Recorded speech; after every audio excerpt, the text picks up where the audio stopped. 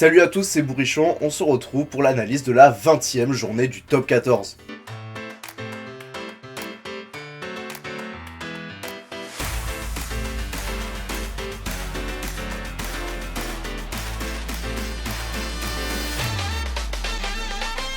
Cette fois-ci, on va commencer par les matchs, mais qui m'ont pas trop intéressé. Il y en a eu très peu, donc ça va aller vite. Le premier dont je vais parler, c'est Montpellier-Stade Français.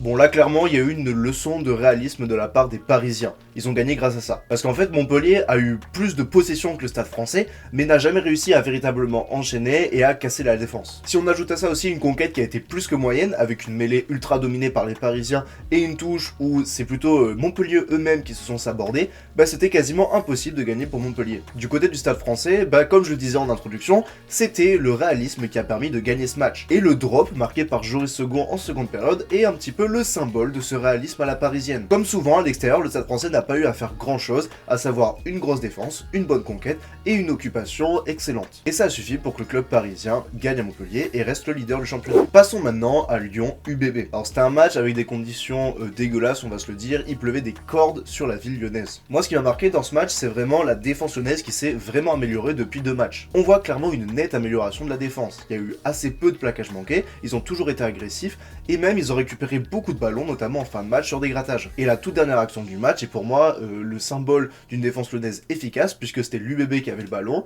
n'arrivait pas à franchir, et au final, il récupère le ballon avec cette interception de Paddy Jackson, et ça fait c'est au bout de Nignashvili. Du côté de l'UBB, on peut vraiment regretter ce manque d'engagement. En fait, j'ai l'impression que les joueurs bordelais étaient beaucoup moins investis dans ce match que les Lyonnais, et c'est clairement ce qui a fait la différence. Mais ils peuvent aussi regretter les 2 essais refusés à Pizamou et à Madoche Tamboué, parce qu'évidemment, avec ces 2 essais, ils auraient pu au moins récupérer un bonus défensif. Bonus défensif que la section paloise a accroché sur le terrain du Stade Toulousain. Sur ce match, dans l'ensemble, c'était l'équipe qui avait le ballon qui marquait. C'était souvent comme ça. Bon, après vous pouvez me citer des contre-exemples, notamment le tout dernier essai du match, où c'est clairement une offrande.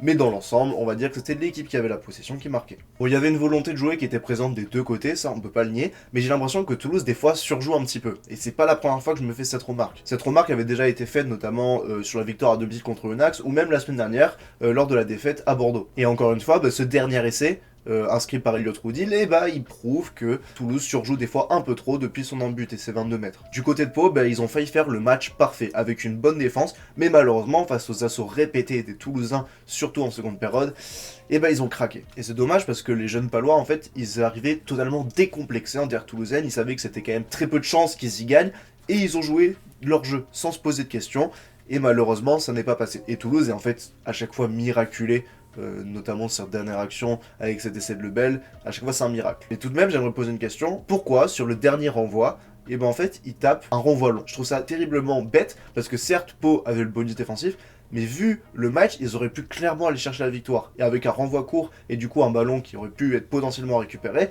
Pau aurait pu rapporter 4 points de la Ville Rose. Maintenant, on va parler d'une équipe qui n'a pas empoché 4, mais 5 points, c'est Perpignan qui recevait Castres. Alors pour moi, sur ce week-end, j'ai vraiment eu un gros coup de cœur pour cette équipe de Perpignan.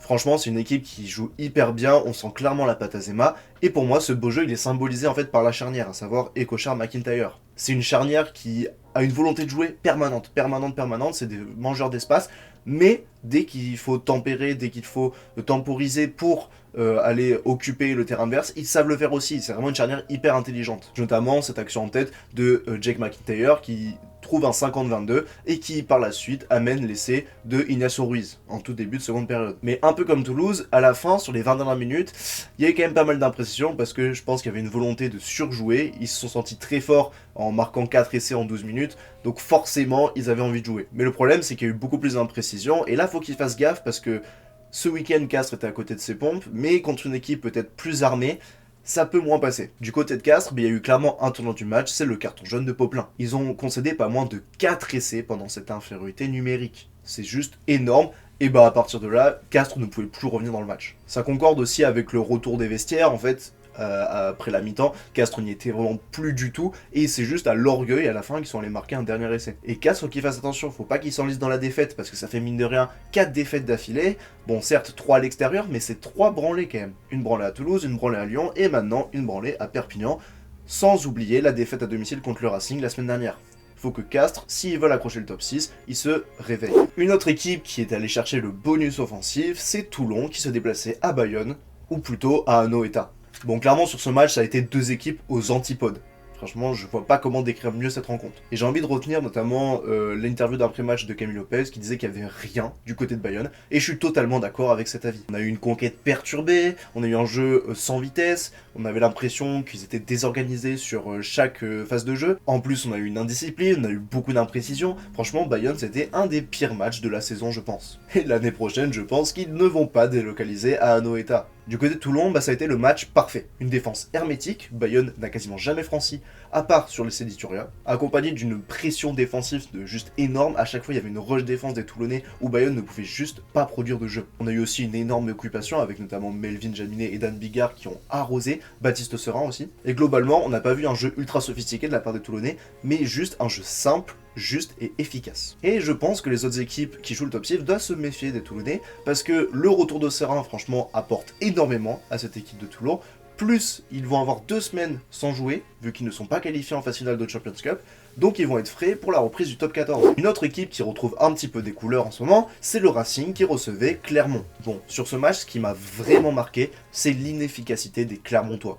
J'ai pas compté le nombre de fois qu'ils sont rentrés dans les 22 mètres, voire même dans les 5 mètres du Racing, mais c'était vraiment un ratio totalement énorme comparé au nombre de points marqués. Parce que franchement, si Clermont marquait à chaque incursion, je pense qu'il y aurait eu 50-0. C'est pas possible autrement. Alors qu'à l'inverse, le Racing, ils sont quasiment jamais rentrés dans les 22 mètres de Clermont, ils sont nourris juste des contres en fait à chaque fois, et leurs 3 essais, ça part de contre. Le tout premier, c'est après le renvoi, donc c'est pas une longue possession dans les 22 mètres, et on a aussi par exemple le dernier essai, où c'est sur un jeu au pied mal négocié de la part de Clermont, une relance, et ça amène à l'essai d'Imhoff. Et en fait, le Racing, ils ont eu assez peu de ballons d'attaque, dans l'ensemble la possession était vraiment clermontoise, et ils ont eu juste à avoir une excellente défense pour gagner, ce qui a été le cas.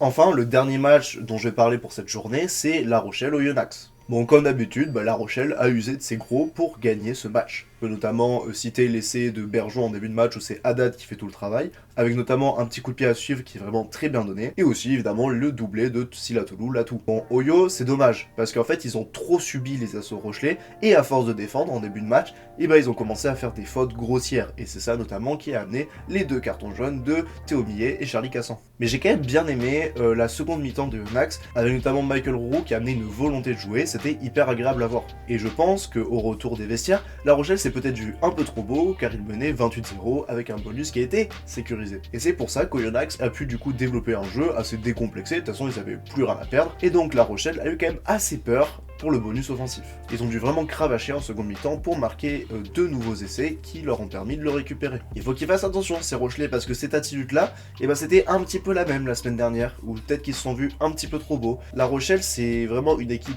extrêmement forte, mais qui parfois peut avoir des espèces de montées d'égoïsme et de montées de narcissisme. Il faut faire attention parce que en phase finale, quand on se voit un peu trop beau, généralement on se fait marcher dessus. On passe maintenant au top et au flop. Le premier top, c'est Félix Lambé. Franchement, il a été disponible dans le jeu, on l'a vu beaucoup. Dans le combat, il a été véritablement présent avec très peu de plaquages manqués, je crois qu'il n'en a manqué aucun.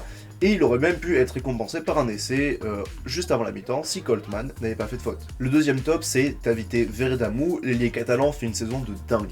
Encore là, il a marqué 2 essais, il a été hyper incisif et hyper tranchant à chaque prise de balle, c'était vraiment un danger permanent pour la défense de Castres. Et enfin, le dernier top, c'est Yaya West. Moi, je trouve que c'est un joueur qu'on a beaucoup critiqué, parfois à raison, et là, il a prouvé qu'il avait encore un niveau. Il a été vraiment rapide et tranchant à chaque prise de balle, avec ce poste de numéro 13, qui lui va pas si mal. Et même pendant les cartons et autres changements de la part du staff rochelais, il a bien assuré l'intérim à la charnière, que ce soit en 10 évidemment, ou même en 9. Pour ce qui est des flops, je vais parler de Christopher Tolofua. Le talonneur montpelliérain a pas fait un bon match. Franchement, à part son essai, il n'y a pas eu grand chose de positif. Il a eu beaucoup de touches ratées. La mêlée aussi de Montpellier a été vraiment concassée par Salut Stade français, donc il est un petit peu fautif aussi. Et il a aussi été pénalisé 2 fois. Le deuxième flop, c'est Mathis Perchaud. Le pilier bayonnais s'est fait prendre en mêlier par Beka Chigashvili. Tout le match, vraiment, il n'a pas été très influent dans le jeu, et il se fait même intercepter en début de match par Duncan Payawa sur le premier essai toulonnais. Enfin, le dernier flop, c'est Lucas Tozin, l'ailier toulousain, qui pour moi, en fait, n'est pas au niveau de cette équipe de Toulouse. Bon, d'abord, il se fait prendre à revers sur la percée de Gailleton. Bon, ok, c'était pas une défense facile, mais il se fait quand même prendre un revers assez facilement sur le premier essai de Gaëtan. Ensuite, je l'ai trouvé pas vraiment décisif en fait, malgré les bons décalages qu'il a eu. Je pense notamment à une action en première mi-temps où il a vraiment un bon décalage et il se fait reprendre et amener en touche, alors que il pouvait marquer un essai. Et enfin, il y a évidemment cette passe sautée directement dans les bras palois alors qu'il est dans ses 22 mètres, qui amène l'essai de Roudil et qui fait que Toulouse a vraiment eu peur pour sa victoire. Au niveau du classement, là c'est vraiment Toulon qui fait la bonne opération, donc avec cette victoire